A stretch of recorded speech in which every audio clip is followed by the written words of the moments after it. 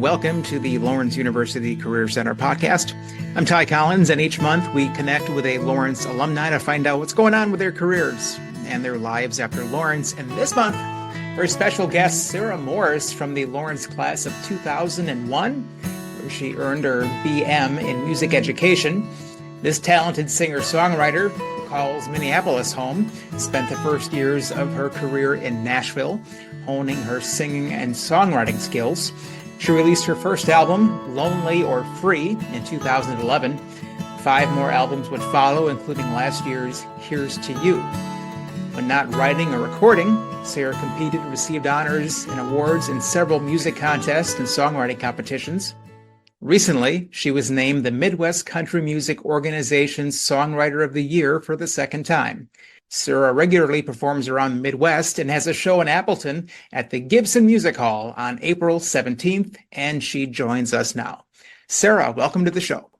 Thank you so much for having me, Ty. Very excited to have you here. I've been listening to your music for a while now. I've become a big fan. Oh. And we start out by discussing when you decided that singer-songwriter was the path for you. Did you know at Lawrence, or did it come later? And if it was later, what was the plan when you were a student at Lawrence? It came later. What my plan when I was a student at Lawrence was that I wanted to be a country singer. That was kind of like my thought that crystallized, it was probably like in my heart freshman year, and something that I nursed, quietly while studying art song and aria and everything. And then as I grew closer to graduation, I was pursuing music ed and knew that I would continue that all the way through my student teaching, and even thought maybe I'd get a job, but always just wanted to be a country singer. The idea of being a singer-songwriter happened because right before I moved to Nashville. So after I graduated from Lawrence, I did my student teaching, and I spent some time at home doing a long-term sub position, saving money to move to Nashville. So a friend gave me a book as I was preparing that was, I can't remember the exact title, but it was something along the lines of like, so you want to move to Nashville and be a singer? Here's what you need to know. And basically the book was, you have to write songs. Like, it's nice that you want to sing, but everybody writes in this town, so you got to write. And so I had always appreciated song so much, and the writers of song, and I think that was something that became even louder for me at Lawrence, because there's such a emphasis on text, and, we were learning about the composers and their history. And so I think that the reverence for song was very, very deep with me. And so the idea of writing my own felt scary and intimidating, and just didn't cross my mind so much until I read that book. And so right before I moved to Nashville, I called up a friend who I knew had written some songs, and I was like, hey, could we co-write? It says that's what I'm supposed to do if I go to Nashville, is co-write.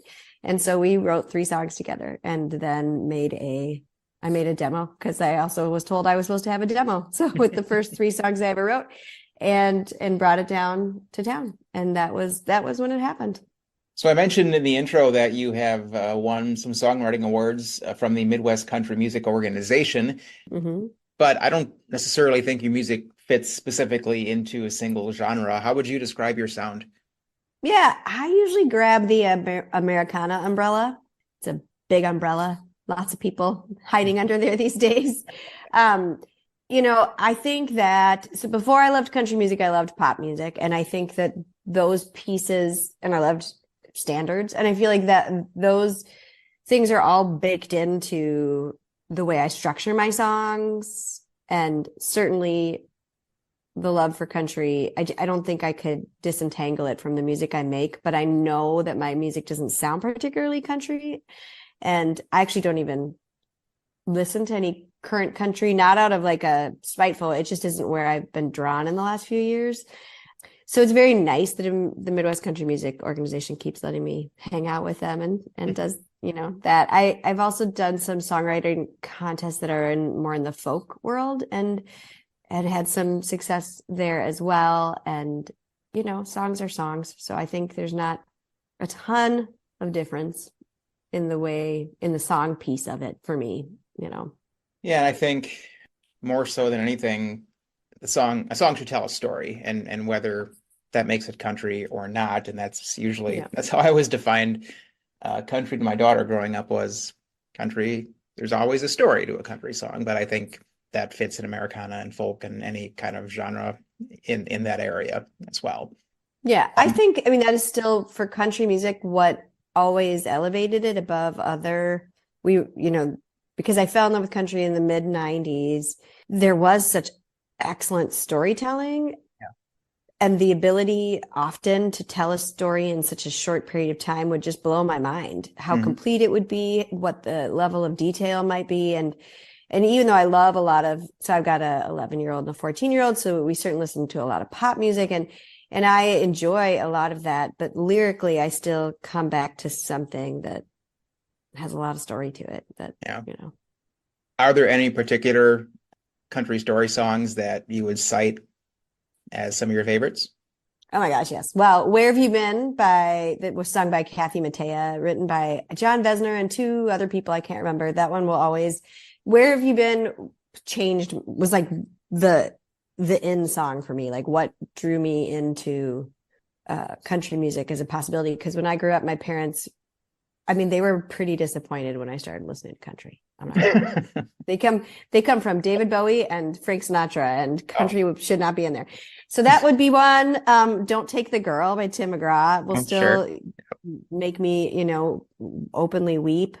Yeah. Sometimes I'm a sucker for The Gambler. I really think that, I don't know, I learn new things, new old songs all the time that I think are pretty stunning. But those would be some that just come right off the top of my head as things that changed it all for me. The Gambler is not only my go-to karaoke song, but I think defines life in 3 minutes. It just does. It encapsulates what living is in about 3.5 minutes. For sure. It totally does. Yep. I think another one for me is, and this was, I think, maybe an early 2000s song, but it was Randy Travis, Three Wooden Crosses. So good. Yeah. The story it tells, and then the hook at the end, which was an ending you totally were not expecting.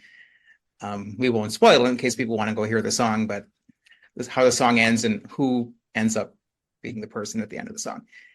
That song was part of when I was moving to Nashville or just after I got there. And it was one of those moments where you just saw every songwriter just be like, oh, this one, this is the one. Because it was so good. It's so good. Yeah. Your website mentions Mary Chapin Carpenter as an inspiration. You've opened for artists like J.D. Souther, who, while being a great performer, in his own right is probably best known for writing some of the Eagles' biggest hits. Also, Susie Boggess, you've opened for her. She was a very popular country singer-songwriter in the early 90s, someone I think has been overlooked when looking at the important female voices in country music in the early 1990s. Who else would you say are some of your biggest influences? Other biggest influences that came shortly after, because Mary Chapin Carpenter, I actually got to see Mary Chapin and Susie Boggess and Kathy Mattea in tour together on tour at one point, which was pretty amazing. The Chicks were a huge influence when they came out.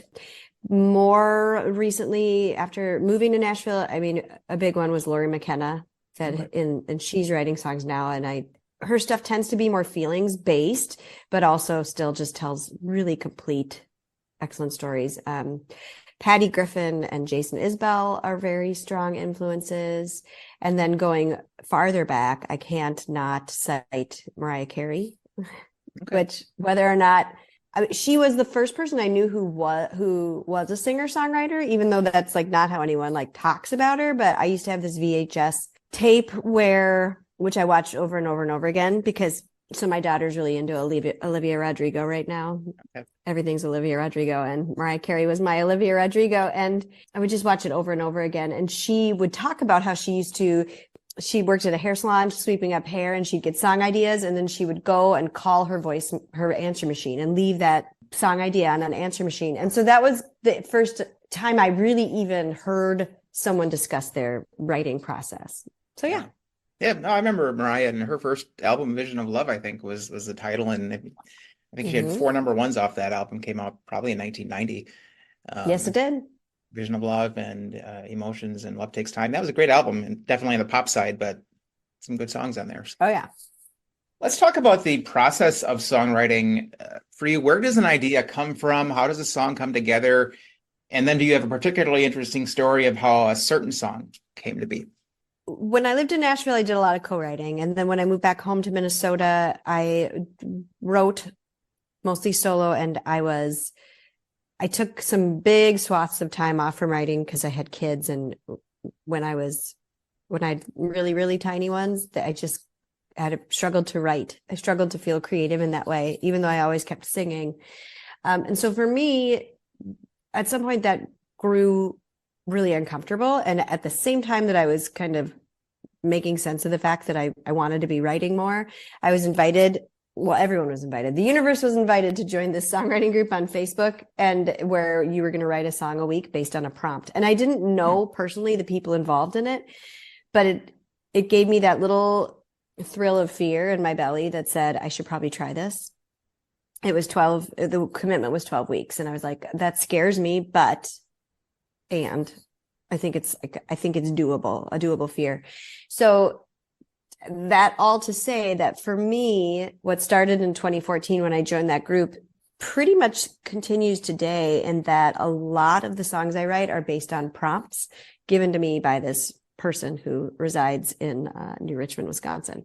And she gives them to everybody. It's like on the internet, it's a Facebook group, and we do 2 seasons a year. So there are these condensed writing periods that I tend to take part in. When it's not a prompt-based write, I'm very dedicated to morning pages. I don't know if you guys ever talk about The Artist's Way, or if you've ever heard of that. The Artist's Way is a book that came out in the early 80s by Julia Cameron. It's a 12-week course on creativity. Each week has a theme. Each week has some deep questions, but then the commitment throughout is that you will write 3 pages of free-form writing every day, first thing. And I started those in 2013, and I still do them. And so it's kind of just like you face the page and you're like, blah, take it all. It doesn't have to make any sense. And so often that's where I'll do a lot of I'll just write things until something emerges.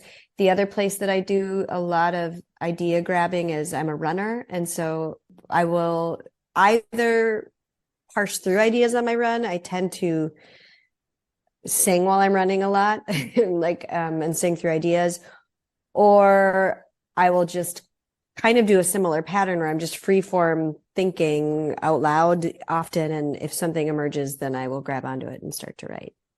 And then do you have to call your answering machine and right? So you don't forget it? Exactly. Well, that's where the voice memo app is very good. And what's interesting about that for me, I think, is that I tend to not pick up my guitar until songs have really found a lyrical phrasing. Sometimes melody will change. Certainly harmonies, they might come, the harmonic structure might emerge differently, but the pattern of the words tends to form to running. I don't know. You would probably agree. I think the songwriting process is different for everyone. Oh, yes. I think I'm sometimes a bit of an odd duck in that I very rarely will face a blank page with my guitar and be like, I'm going to write a song today. It's not super practical my kids are older now, but they're still around all the time. So just like when they were tiny with peanut butter fingers, if I were to just sit down with a notebook and a guitar right now, they would need, all the snacks and all the attention. Like they might ignore me. Yeah. They might have been ignoring me for 2 hours leading up to the moment when I cracked my guitar, but once the guitar's out, for sure, that's when the things are needed. So I've just grown acclimated to writing while doing other things. What about the length? You hear the stories about people who will wake up in the middle of the night and they write a whole song in 10 minutes. And then there are others who I've been working on this for 2 years. What's your take on how long it takes to write a song? It can take all those times. I've never gotten the middle of the night song yet. I'm a very morning person. So my morning is a lot of people's middle of the night, I guess that could count. I've had songs that have emerged in a single sitting, not a ton of them, but definitely have had them. And I would say the longest I've played with a song has been a couple months. There have been, from time to time, I'll have a thing that will just hang out on the voicemail waiting. I have a Christmas song that started with a line that was not Christmassy. I can't help but feel just like the weather, a little bit colder than I like, and gray. And I wrote that not in December, but it hung out on my phone for a really long time. And then at some point it became this Christmas song that, probably like a year later.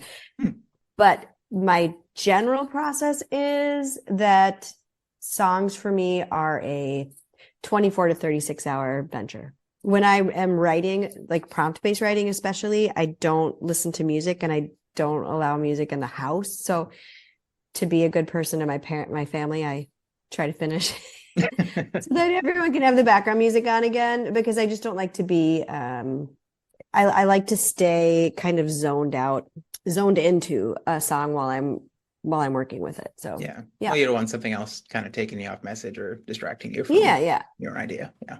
Mm-hmm. I've always been fascinated by the day-to-day life of a musician.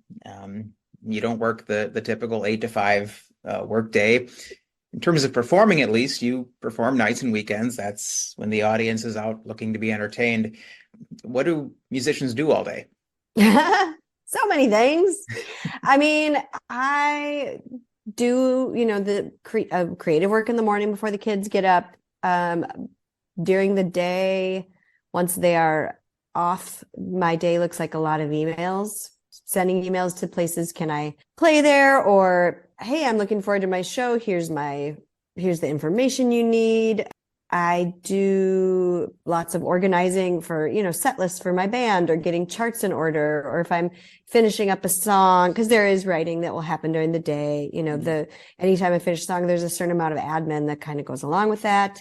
Additionally, I have a couple online pieces of my music career that take daytime attention. Like I have a YouTube series, I have a blog that I write, and I have a Patreon community that gets a weekly blog, and then I send a monthly email to people. So there's a lot of, people would say content creation. I don't love that term, but there's a lot of that kind of labor that happens also during the day. Sometimes there's sessions. I do a decent amount of harmony singing, or I've been co-producing a friend's album, so that could be a daytime activity. I've also been very fortunate to find some daytime singing. Like I do sing for a church. I sing a brunch gig once a month. I have a couple lunchtime gigs that pop up, especially in the summer and during the holidays.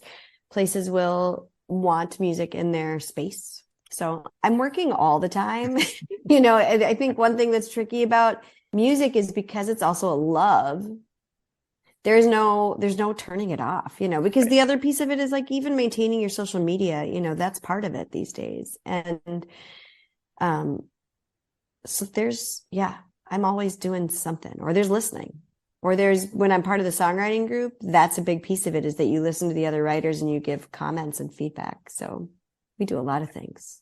The social media part, and that's such a huge part of it now, that all the artists we were talking about earlier, 20, 30 years ago, didn't have to do that at all. They could record their stuff and write and tour, and that was kind of it. Yeah.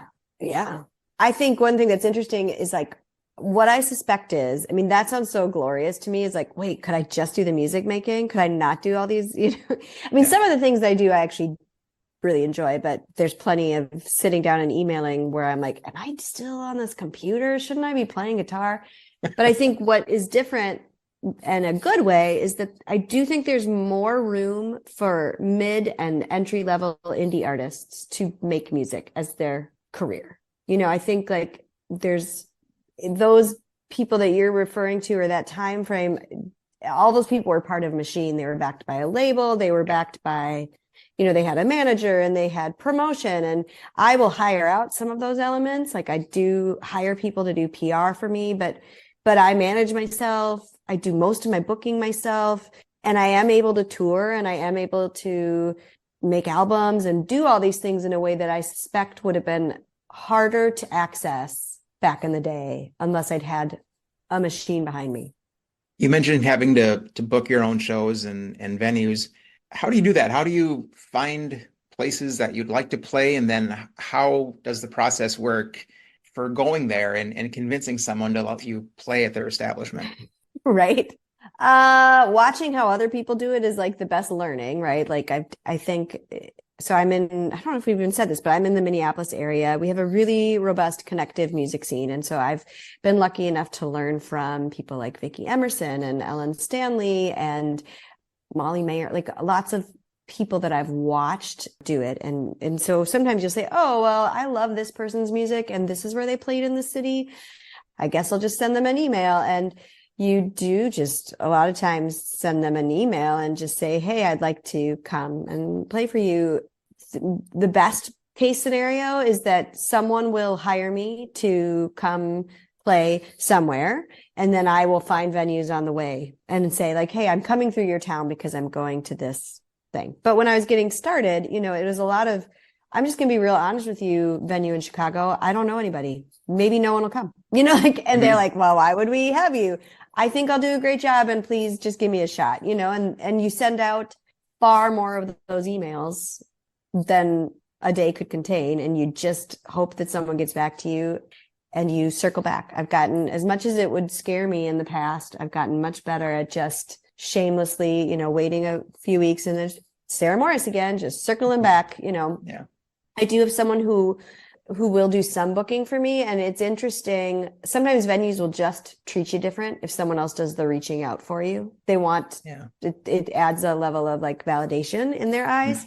And so it's good to have someone else occasionally, you know, that can do that work. How do the finances work then? How does everyone get paid what they need to get paid?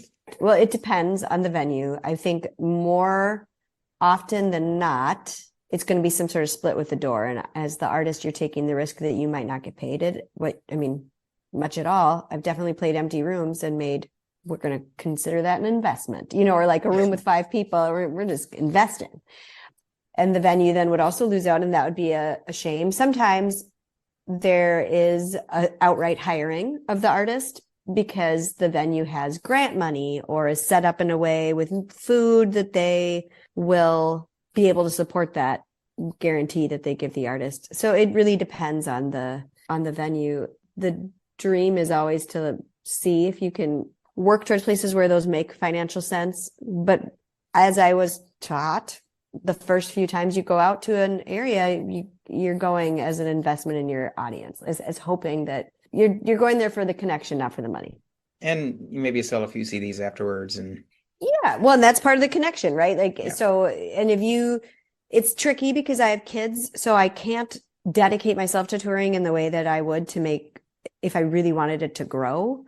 But, you know, the idea is that the first time you pass through a town, maybe 10 people are there, and that those 10 people, that you connect with those 10 people in some manner, that they go and tell their friends like, oh my gosh, come see this person. And then the next time, maybe there's 15, maybe there's 20.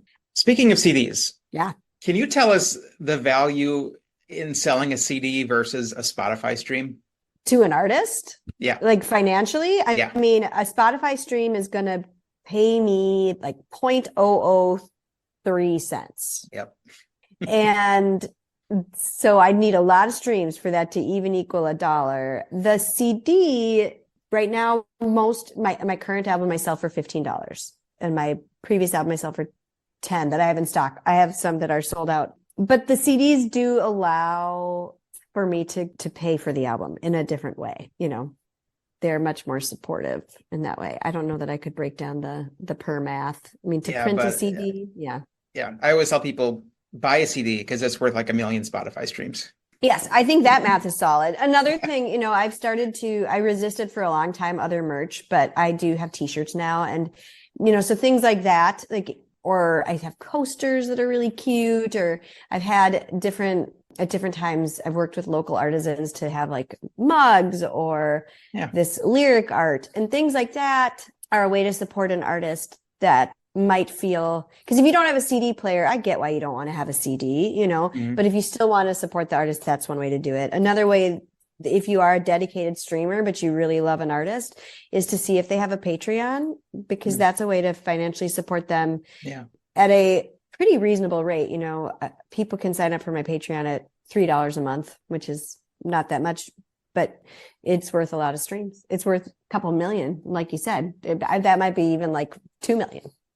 Yeah. when we have things like Mile of Music in Appleton. I'm a big fan of that. I go every year, and I'll buy a mug or something just Yeah. afterwards because it's $10 or whatever, but it's so much worth so much more than listening to them on Spotify to them. Mm-hmm. Yeah, it's true. You did mention your YouTube page earlier. It's a pretty popular page. You have a lot of followers. Tell us about your Big Green Bathroom and Toilet Tunes series. Yeah. So back in 2016, when I was in the songwriter group, I had gone for a year kind of recording songs in various rooms in our house. And then I realized, oh, my bathroom is a locked door. It's the only room, and it's like the only room in my house that I can be alone. And because we have 2 dogs and we have 2 kids. And so I needed a place that was quiet. And so I started recording my original songs in the bathroom. And while I was doing that, I was also running a Kickstarter campaign where I dedicated, if someone backed me at a certain level, I would sing them a cover song. I'd record them a video. And I had a friend who said, well, I want that reward, but I actually want to sing with you in your bathroom. And I was like, well, that's wild. I would never have, okay. And she's a dear friend. So the thought of singing with her in my bathroom was pretty normal. We used to do theater together in high school. So she came over, we recorded this cover song, we put it on Facebook just because we thought it was fun, and people responded to it. And then a few weeks later, a musician I kind of knew was like, hey, could I sing in your bathroom? And I was like, what? Okay. And so in that year, it just happened like that. Then someone else would say, can I sing in your bathroom? So I didn't even know what I was doing. Then I started to grow up more intentional about it. It's called Toilet Tunes. And I was so enamored of the way that sometimes people I'd never met would come over and sing a song with me in the bathroom. And the whole premise is we had to rehearse it as little as possible because the idea, you're in a bathroom, it doesn't need to be fancy, right? I believe in the collaborative magic of that moment. And so that's what the show aims to capture. During COVID, when my bathroom, while big, is not big enough, I pivoted to a different show that was more interview based, and it was not on Zoom, but a Zoom-ish type platform. And I really grew to love interviewing people. And I guess I never thought to me to actually make a real podcast, but it kind of felt podcasty. Mm-hmm. And then once I could have people back in the bathroom again, I enlarged Toilet Tunes to include a bit of this interview piece. And so now since 2022, it's been very regular. It's in season when my kids are at school. It happens every Friday at noon. And the episodes tend to be around 25 minutes long, and it's still a cover song that we barely rehearse, but then there's this interview piece afterwards. And it's just been such a great way to get to know other musicians in town or to support musicians who are passing through, because as much as I'll run into people at shows, it's very loud. It's hard to have real conversation. And again, it's at night and I'm tired. And so it's very nice to have daytime with some of these people that I admire so much. Yeah. And just get to talk. And I will put a link to your YouTube page in the description of this episode on the podcast. I'd appreciate that. Thank you. As well as a link to your website. Thanks. Let's talk about Lawrence a little bit. It's been a while since you've been here, but thinking back on your student experience, what would you say from your time at Lawrence kind of still influences you or your work today? Oh my gosh, so much. I tell people all the time, the freshman year theory, like Bach part writing, when I arrived in Nashville, everyone there, when you write a song, you chart it out in this Nashville number system. And as soon as someone kind of explained it to me, I was like, oh, this is Bach part writing practically. or it's like harmonic structure that I learned there. It was such an immediate transition in my brain. Like, oh, yes, I can see this. And, I was like, song, then someone would be like, well, here's song structure. I was like, sonata form. Like that was, those pieces, I think really stay with me to this day, and sight reading, because like I said, I do work at a church part-time, so I get to use that all the time. But more, as I spoke about earlier, the reverence for text. We spend a lot of time both doing the international phonetic alphabet of your text, but also looking at the poetic meaning of the text. And I feel like, so my teacher was Patrice Michaels. I don't know, that she influenced so much the way that I would approach a song. And I think has stayed with me. I made my kids listen to the Brahms Requiem last night because that was the masterwork we did my junior year, and I still love it. But I loved pretty much everything about Lawrence. It was such a good fit for me. And some of my best friends are to this day are from Lawrence. They were all bio majors. I don't know how that happened, but they were. And So for any current aspiring Lawrence singer-songwriters, what would you say in terms of how should they get started? What kind of thinking and planning should they be doing right now? oh gosh. Well, while you're at Lawrence, I would just soak it up and just be at Lawrence. And I didn't take any composition classes, but I wish I had. Take advantage of everything that's around you, because you can't, I just think those 4 years, be where your feet are. It's such a special time and such a special place. But after that, as you look to the past, like to the future, all the things that you say that like I've done, it's taken a very long time, and it's been very slow and very steady. And so that was my story. Some people are going to have a meteoric rise. Not me. That's not my story. But there are so many ways to get into it these days, because some people are successful musicians without ever leaving their house, because the recording equipment is so fantastic and they just happen to be excellent at producing and singing and songwriting from that way. Or some people are like me, and singing makes me feel better, right? So singing live for people is something that I really treasure as part of my job, because when I sing, it makes my whole body feel like a more healthy body. And I would say that's another thing that came from my time at Lawrence. Like, my dedication to healthy vocal production has never left. Mm-hmm. And when I moved to Nashville, I did have a voice teacher there as well. And he was so pleased with where I came from, and so pleased with the ability to like marry that classical voice, like all of the technique, and move it into a style that was more Nashville. He was thrilled. He was a magic person. So I would just say that you put one foot in front of the other once you are prepared to leave Lawrence. I think it's a great idea to go out and live life and go to some city you've never been at and surround yourself by excellent musicians and meet people. Nothing that I do would be possible without that. Like, had I not taken some of those bolder steps of moving to Nashville to learn from, I always tell people Nashville felt like grad school of life to me. It was 4 years, just like grad school might've been, but it was really important to surround myself with people who are so good at this thing I loved, so that I could learn from them. And then when I moved back to Minnesota, surrounding myself with as, many fantastic people as possible, so I could learn from them. Like, I think continuing to learn is crucial. And there's so many great ways to do that online too. I found really wonderful courses to take when I've needed to take something about music business. There's lots of ways to keep learning. I think it's beautiful how many different ways there would be to chase this path. What are your next plans? Where do you want your career to take you? Yeah. So I'm in a year that I declared rest and residency. So here at home in Minnesota, it was a two-part thing. One, I have a band that I wasn't playing with a ton I played with them a lot. Then COVID meant we didn't play together a lot.